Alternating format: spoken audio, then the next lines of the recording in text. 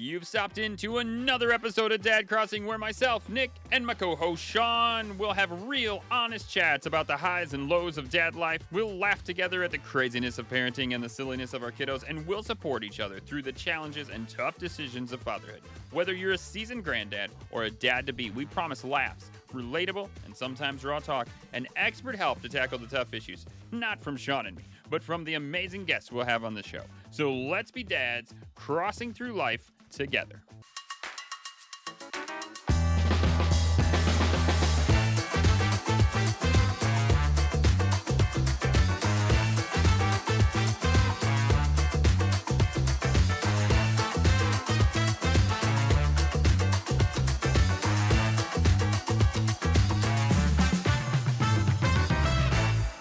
Welcome to Dad Life with your Dad Crossing podcast. We are talking about things that dads take super weirdly. What we're talking about today. Yeah. Sean, I have like a handful of things, but I'm gonna throw it to you. Like, what is something? And I know there are many things that we get weird about, but like, what is one thing for you? Cutlery. Oh, interesting. Yes, coming. we have in our kitchen in the top drawer underneath the hob. We have our knife and fork drawer. Okay. We have one of those plastic divider things, which, Sure. to be all honest, has been the same plastic divider thing since we moved into the house in 2014. So it's due for changing. Mm-hmm. When's the last time you cleaned it? That's the real question. 2014. 2 days ago. Oh, Sean, you're way better than us. You don't. I mean, I don't think I could give you a number because it may have been a while. Anyways, moving on. Because it sits under the hob, it does occasionally get bits of just stuff in it. So gotcha. It's quite often. But anyway, we have two different sizes of knives and forks. We have what I would call starter knives and forks. So they're a little bit shorter in the handle and stuff. And then we have mains knives and forks. It annoys the living daylights out of me when the girls can't differentiate, and they keep telling me we don't know the difference when we're looking at it. Differentiate between the sizes, because I'll go to get a dessert, what I call the starter fork out, Sure, just because I'm not eating anything that's a main, or I prefer the small ones. And I'm looking at it and I'm like, this is a big one. Why is it in with the small ones? But then I also have the same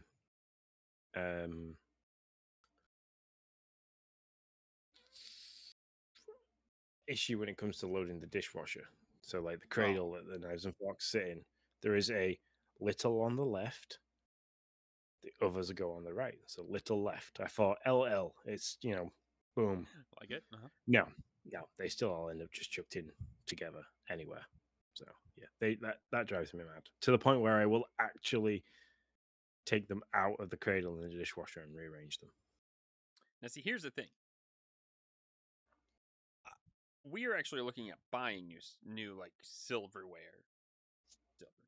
Nothing around. But anyways, and I told my wife, I was like, what I really want is big forks. Just give me all the big forks. I don't want these little things. And all of the little spoons. Those are my preference. Forks Teaspoons. Forks I like the big ones. Spoons I like the little ones. And that's it. I don't know if she agrees. We never really got that far. Probably not, because this is pretty par for the course. We have three different types of spoon. We have a soup spoon, a dessert spoon, and a teaspoon. Which is ridiculous. And then we have different shaped teaspoons. Shut the fuck.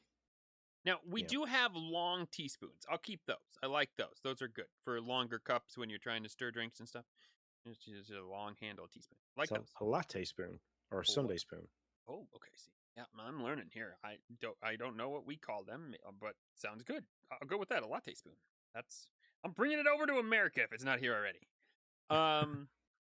So yeah, I'll keep those. I'll keep the small spoons. And I want the big forks, and that's it. And everything else can go. And butter knives are useless. Have I ever told you this in my theory of silverware?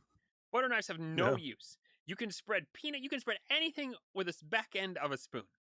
Somebody wanted to sell you more silverware. And so they were like, we need butter knives. We don't need butter knives. Butter knives have no use. They're my pointless. my mum has a butter knife, and she's had that butter knife ever since she was like Logan's age. It's been in her possession, and it's got lots of intricate details in the handle, but the handle ever so quietly rattles. There's like a Hmm. hollow point inside it, so Okay. and it Mhm. rattles. Hmm. I like it. But that's what I would do. I get rid of the butter knives altogether if I lived in this house. I don't see any use. No, we have long knives. We have the, like I said, the starter ones, and then we have in the teaspoon section in our drawer we have different shaped teaspoons because Lindsay has different spoons for different things, so they're all different shaped for when she's eating different things.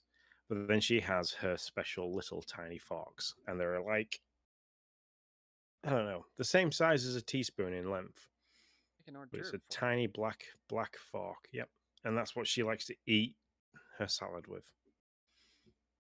Yes. How does she get And anything on there? because it takes longer. Yeah. Yeah, The same reason I we like to eat call Chinese with chopsticks. I get it. I yeah. can understand. In Mm. fact, I'd eat more stuff with chopsticks if people wouldn't laugh at me, but they probably would. I legit because for that I same can't reason. use chopsticks. Oh, see, I can, but it does slow me down. But it actually that's why I like it's very good when I eat Chinese to use chopsticks because I do a better job. I let my food digest. So I understand that Hmm. really got me. I was like salad. I didn't see that coming, but I can see Mm. why. Makes sense. Yeah. Huh. Anyway, that's my first thing. What about you? What's your next thing? Oh, right. I'm in this too. That's right. Well, you said dishwasher. I'll just go with that because not just the silverware, but just the dishwasher as a whole. People don't put stuff on the right thing. There's stuff on the top that should be on the bottom. Stuff faced the wrong way. The wrong way, Sean. I like open up the bottom thing and what do I see? I see bowls facing the door. Do you people not understand how the water comes out of a dishwasher? Like, don't you gotta go the other way. Drives me Yeah. insane. It's a thing in all relationships. There is somebody that will load the dishwasher like they are some kind of professional architect, Mhm. and then there is everybody else who just looks like they did it in a rush Yeah. and just went Yeah. I hope for the best. That's 100% what I feel like most of my family does. Now I have learned I don't throw a fit with my family. I just quietly Rearrange everything. rearrange stuff and then start it. And I'm pretty sure everybody notices, but they're like, whatever. It's just him. So it's like, like when somebody's got a tick, it's just better not to try to stop it. Just let it play out. And I think that's kind of Yeah, where we're at. So yeah, the but there's not dishwasher is there definitely is one. there is nothing worse than getting something out of the dishwasher and it's finished its cycle, and you think to Mm. yourself, "I'm gonna have to put that in the sink and wash it now because it's still full of Yes. debris." Yes, I know. Yes, sometimes I Yeah, will open that. I'll be like, did you people even were you trying to see if it would not get clean? Like, is that because sometimes I feel like that when stuff gets put in the dishwasher, I feel like that's how it's put in there. Like, can we put this in here to see if it can stay dirty? That's what I want to know. So I don't know, but that is definitely a big yeah. My next one is cleaning the car, and this is actually a recent thing that Lindsay pulled me up on. one. Oh, okay. So there was a knock at the door a couple of days ago because it's a kids' holiday, and I went downstairs. And there was two young boys. They pointed to the green car on the drive and like, "Is this your car?" And I was like, "Oh yeah, that's my car." And please, just to keep in note that I'd literally cleaned this car a week ago and it hasn't moved since, so it is still like mirror perfect. Okay. Yeah, no rain or anything. Said, "Oh, can we wash it for £5?" I was like, I looked at them, and then I looked at the single bucket and the single sponge and the bottle of washing up liquid that they had with them, and I was like, no, no, you cannot. Sorry. And they were like, "Oh, okay, no worries," and walked off. Lindsay came to me as I closed the door. She's like, "Why don't you let them wash the car? It's just kids that just want to make a bit of money." It's like, they had washing up liquid, but it wasn't even like top tier washing up liquid. It was just general 50 pence bottle of washing up liquid, one bucket, and one sponge. She's like, well, what's wrong with that? I said, every time they dip the sponge in the bucket, the dirt is then washing off and just swimming around in the water. And then eventually they're just bringing more dirt to the car and scratching it. She was like, oh, you're so analytical with this. I didn't want to use the other A word. Mm-hmm. Yeah, don't use that word. No. So, yeah, washing the car, and I have a full process with this. I have the things that I slide under the tires, so then the hose doesn't get caught up on the pressure washer under the tires. And it's a 4-stage wash. So I have a pre-wash, a pre-snow foam, a washing snow foam, and then a contact wash. And then there's the rinse, and then the ceramic seal rinse. So 6-stage wash. And then the 7th stage is where you send the picture of the beaded water on the windshield so that I can see it, or anywhere. Yeah. Uh-huh. There's nothing but honestly, I have become so in love with the science behind washing a car. It's unbelievable. No. So, like I will wash the car and then rinse all the bubbles off before I do the ceramic seal rinse. And the water sticks to the car, and you get the sheet effect of the water sticking to the car. Then you use the ceramic stuff, and then you rinse the ceramic stuff off, and nothing sticks to the car; it just falls straight off. It's like, oh, yeah, no, I think that's now over here in the Metzger house. What we do is never wash the car and let God wash it when He so chooses if it's outside. What we do though is we send the kids out to go fetch the 32 water bottles that I will find in the van every like 2 months. So it's like we open the water bottle closet and there's like nothing there, but look, there's just literally nothing there. And I'm like, guys, go to the van, clean it out. And then here they come with like, we're going for water bottles, just a couple though. And I'm like, how is this even freaking possible? Where did you even find all these from? We're slowly going that way. I think Lindsay she has a Stanley. She has a chili pepper bottle. She's got a Voss glass water bottle. And then a small, like, dual-walled metallic water bottle. Yeah. And they have to be filled up every night. In fact, that's what I was doing in between the 2 recordings. That's what I was doing. I was using the toilet, making myself a drink, and refilling all of Lindsay's water bottles at the same time. Not just by peeing in them. Lindsay's water bottles use more water than AI. It's just like... So, but yeah. No, I love it. Do they get taller? Because I feel like girls' water bottles just keep getting taller and taller. I was driving with my wife the other day. She was driving, and you couldn't see her. She's just in this spot. Yeah, and I'm like sitting there on my phone while she's driving. And I'm like, I'm like, oh, my elbow's hitting like her rubber part of her straw because the water bottle's like feels like it's 2 feet tall. I'm like, why is this so big? Like, why? It doesn't just get warm. That's the thing. It just whatever's in it would just eventually get warm. I don't know. It just keeps getting bigger and bigger. I'm waiting. My wife's gonna get one bigger. I know. She's really into it. She got like 3 of these now, which takes up like almost a cupboard by itself. So I'm waiting. She's gonna be like, "Look, they came out with a new one. It's gonna be like a 5-gallon bucket." So yeah, I can't. It's a refoundation the house just to hold the water bottle. Yeah. No, I have 2. I have the one that I use for the gym, and then one that I take to work. I have 2, and then the one that I take to work is one that I found at work. So I mean, this one, to be fair, was probably absurdly specific and analytical about before I was a dad, to be honest. But whatever. I've gotten worse, so that's fair. And that is like being on time and like getting to a place with enough time to get the things done, be there and do the thing.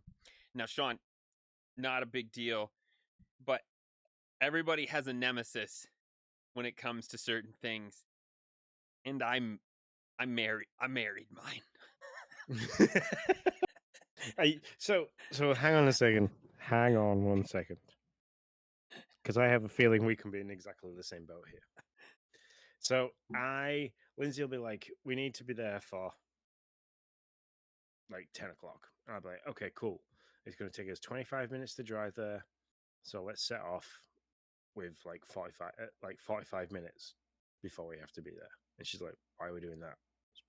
Because then if there's traffic, if the kids take the time putting the shoes on, Right. if you take your time getting ready to go, depending on where we're going, then we will be there a little bit early rather than late.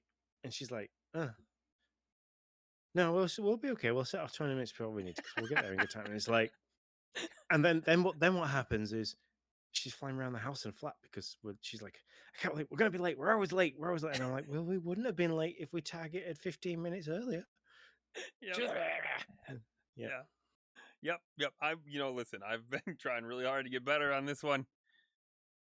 But here's what happens, like when we have family gatherings or anything like that, and it's like we got to be there at 20-minute drive, so 12:40. It's the reverse math. It's not hard.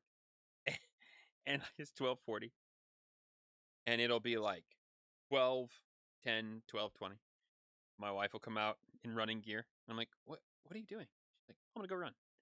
I was like, you can't go run. We need to leave in like 30 minutes. She's like, I'll be fine.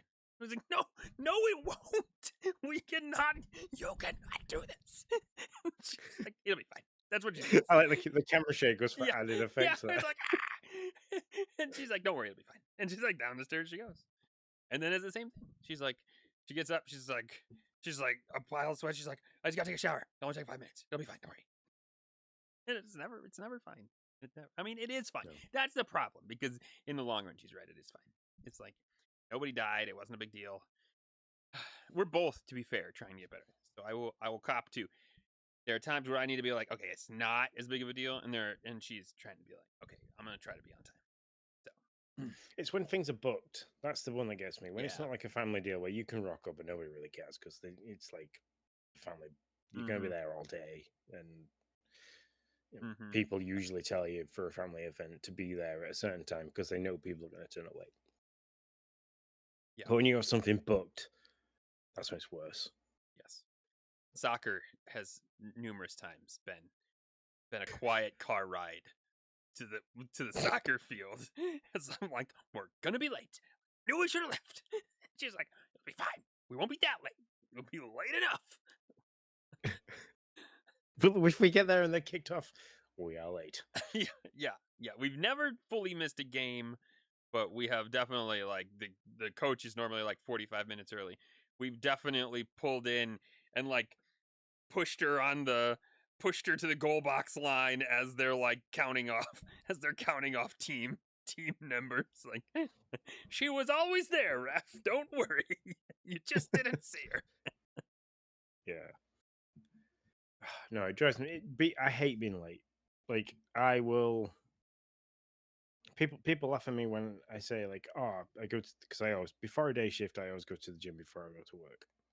It's like a ritual.